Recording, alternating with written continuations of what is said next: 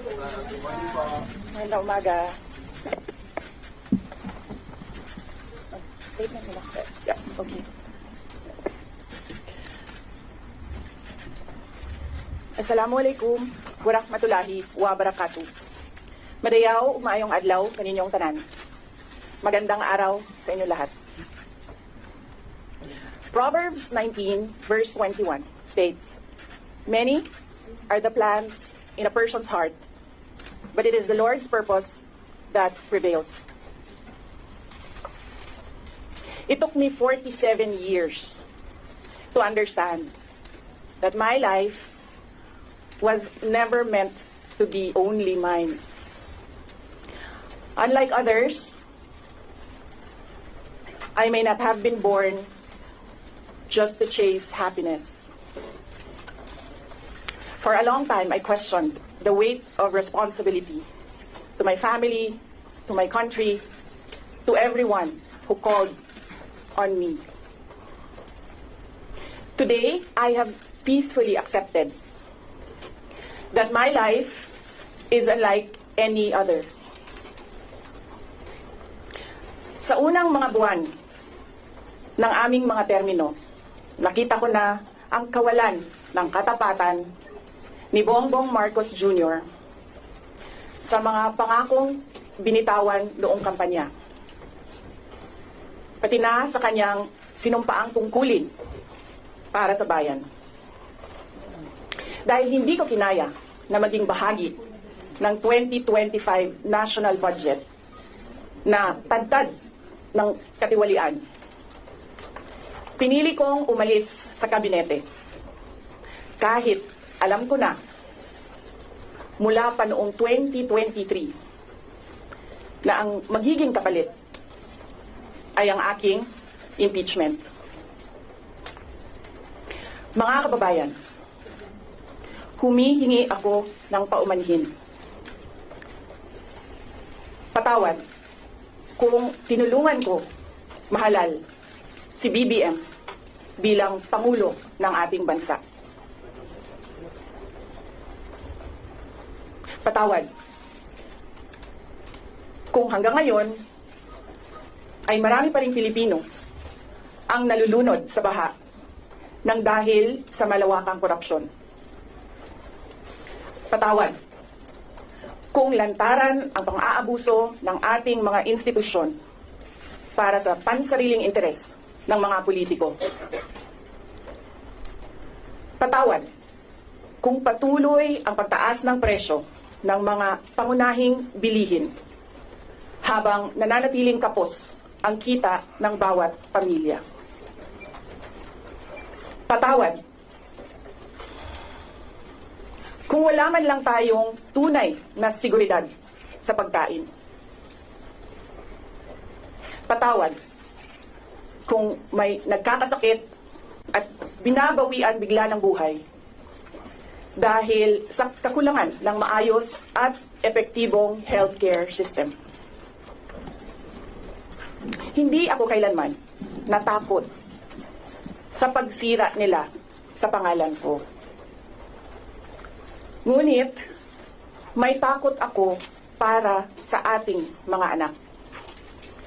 May takot ako para sa susunod na henerasyon. May takot ako para sa mga kababayan nating walang bahay sa ibang bansa. Walang pangalawang pasaporte. Walang ibang matatakbuhan kundi ang Pilipinas. Kahit ito'y patuloy na nalulugmok sa kahirapan. Na ako'y kahadlok, nga moabot ang adlaw na dawaton na lang nato ang kapobrihon isip kapalaran. Nga maanad na ta sa sayo. Nga mawad-an na lang ta og paglaom. Og labaw sa tanan na ako'y kahadlok, nga moabot ang adlaw nga wala na tay Pilipinas nga ikahatag sa atong mga anak. I cannot kneel before each and every Filipino to beg for forgiveness. Instead, I offer my life, my strength, and my future in the service of our nation. Mga kababayan, ibalik natin ang tapang at malasakit para sa Diyos, sa bayan, at para sa bawat pamilyang Pilipino. Ako si Sara Duterte, tatakbo bilang Pangulo ng Pilipinas. Shukran. Any questions? First question. Next time na question. Oh. Thank you. Oh. Good morning. Iniwan ko kay JC yung tabuan ng speech.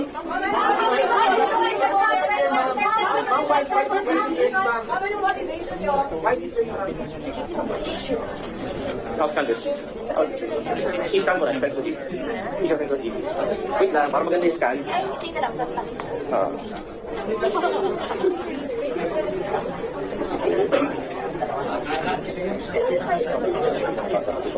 Okay. Sige, sir. May isang page dito na hindi nabasa. No. Iskan mo na. Ako na bala. Wait lang.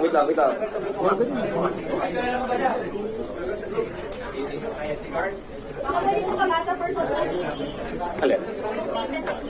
Si Santos.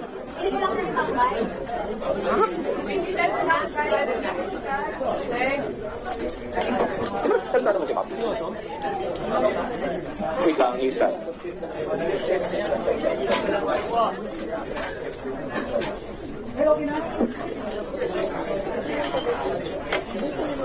Wait lang, isa lang. Ika-cam scanner ko kasi. Sarap. Ano? May isang page lang daw siyang dinabasa. Yeah. Ito na, scanning na.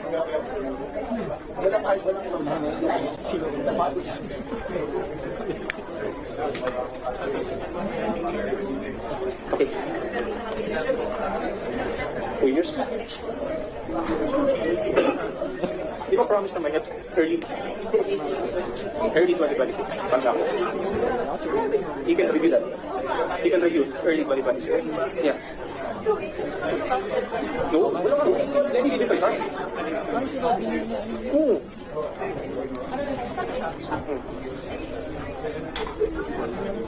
Then you need to try it. Important is.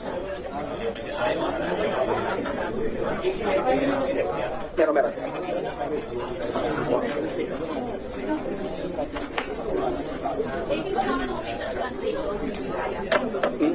Wala pa. No? No? Hindi mo resign. Nag-cover ka natin ng OPP mata.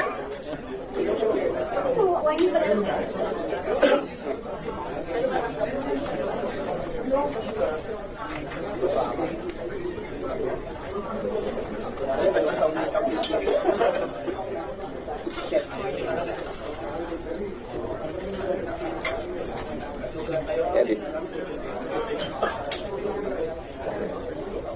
Share us media.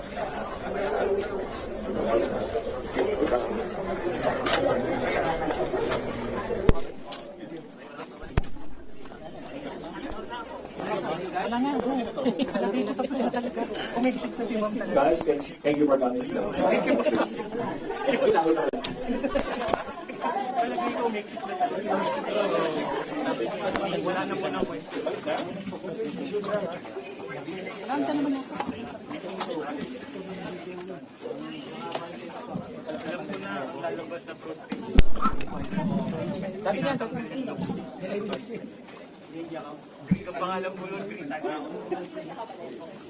Send the police speech, but not the GC. Thank you.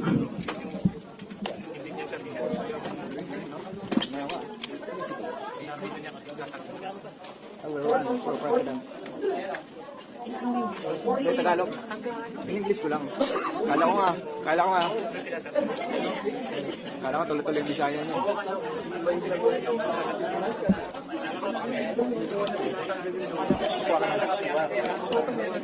Hindi ito ka.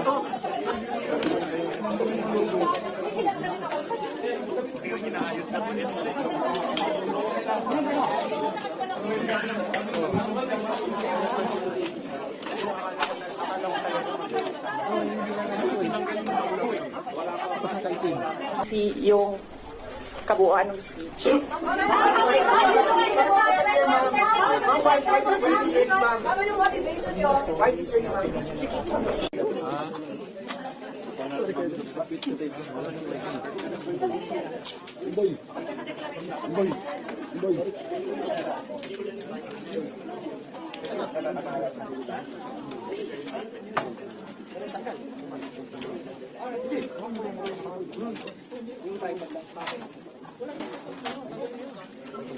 Hindi na siya, Vice.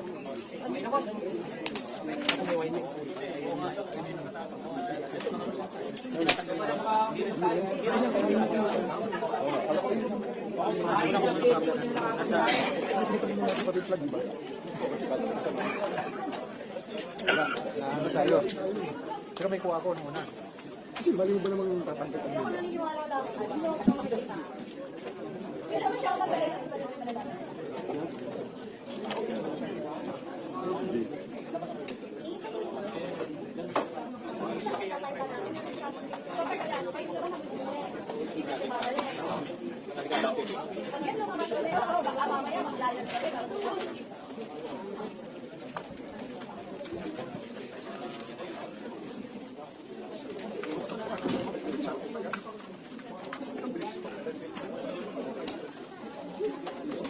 Yung kabuuan ng speech.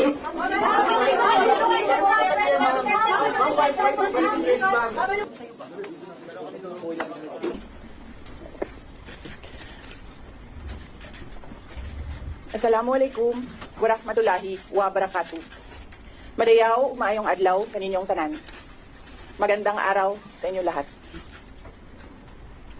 Proverbs 19 verse 21 states, "Many are the plans in a person's heart, but it is the Lord's purpose that prevails." It took me 47 years to understand that my life was never meant to be only mine. Unlike others, I may not have been born just to chase happiness. For a long time, I questioned the weight of responsibility to my family, to my country, to everyone who called on me. Today, I have peacefully accepted that my life is unlike any other. Sa unang mga buwan ng aming mga termino, nakita ko na ang kawalan ng katapatan ni Bongbong Marcos Jr. sa mga pangakong binitawan noong kampanya, pati na sa kanyang sinumpaang tungkulin para sa bayan.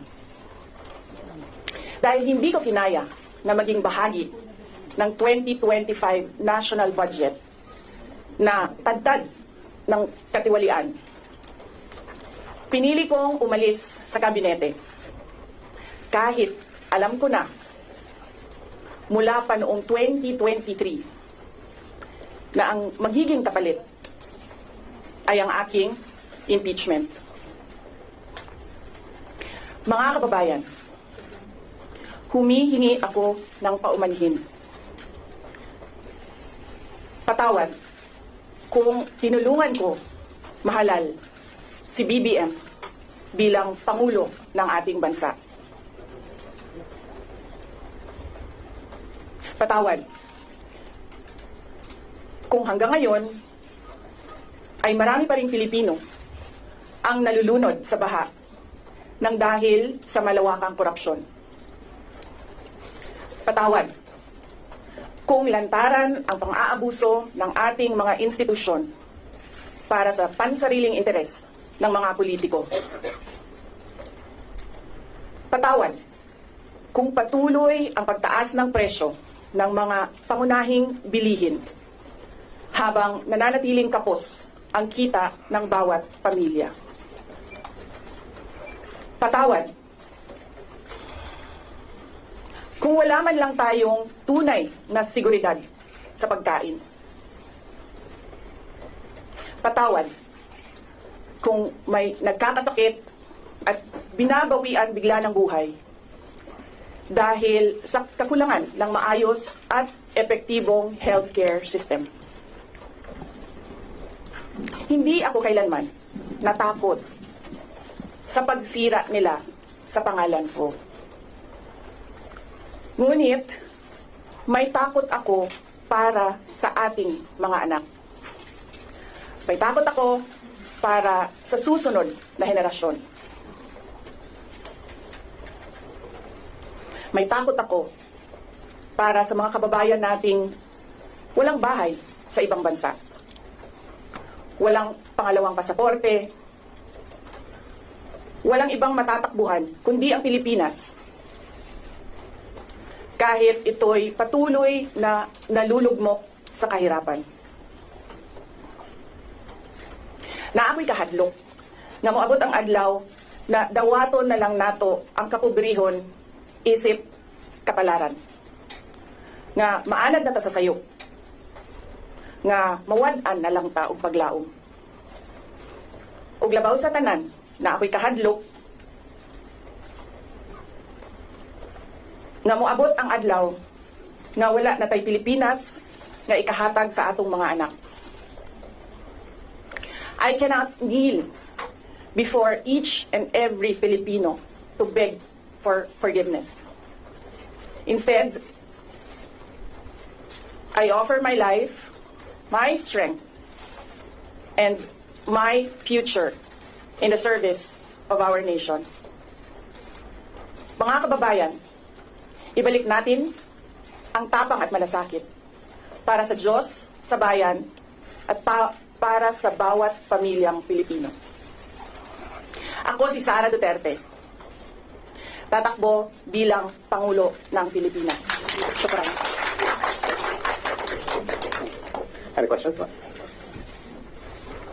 First question. Next I see yung kabuuan ng speech.